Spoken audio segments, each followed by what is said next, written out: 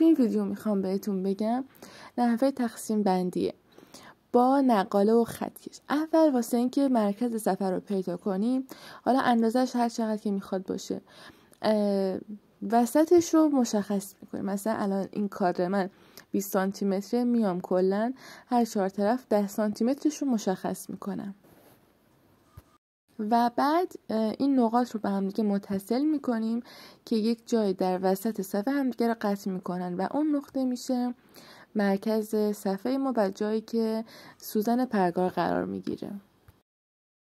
اینجا میام با استفاده از نقاله زاویه ها مشخص میکنم.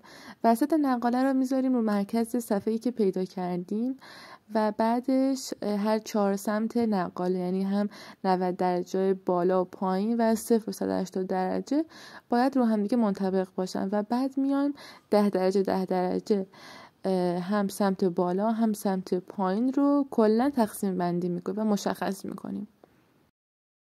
حالا نوبت اینه که با خطکش همه زاویه هایی که مشخص کردیم رو به هم دیگه وصل کنیم. مدادتون رو روی مرکز کار قرار بگیرین و خطکش رو با اون 2 قسمتی که برای زاویه ها مشخص کردیم سعی کنید در یک راستا قرار بگیریم، چون که خطی که رسم میکنین حتما باید از مرکز صفحتون عبور کنه. تو این قسمت من یه دونه دایره کشیدم بچه‌ها وسط صفحه و موقع خط کشی خطایی که دارم میکشم و از داخلش رد نمی کنم، چون نمیخوام تجمع خطوط تو مرکز صفحم خیلی زیاد بشه و شما اگه خواستین میتونین اصلا این دایره رو نکشین و همه خطا رو از مرکز صفحه رد کنین، ولی من این کار نکردم و ترجیح میدم که مرکز صفحم، حالا طرحی که میخوام بکشم، بین 6 تا 8 قسمت تقسیم بندی بشه. بیشتر از اون خیلی شلوغ میشه و اصلا نمیشه طرحی کشید. من که خودم نمیتونم، حالا شما میذارم به اختیار خودتون.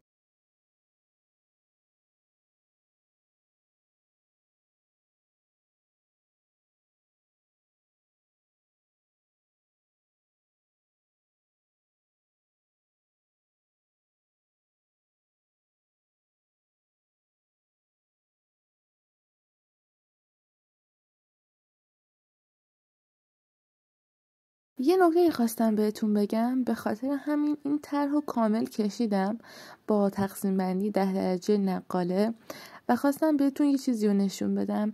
بچه‌ها ببینید الان تعداد گلبرگ هایی که تو ردیف دوم و سوم و چهارم میبینی فرده.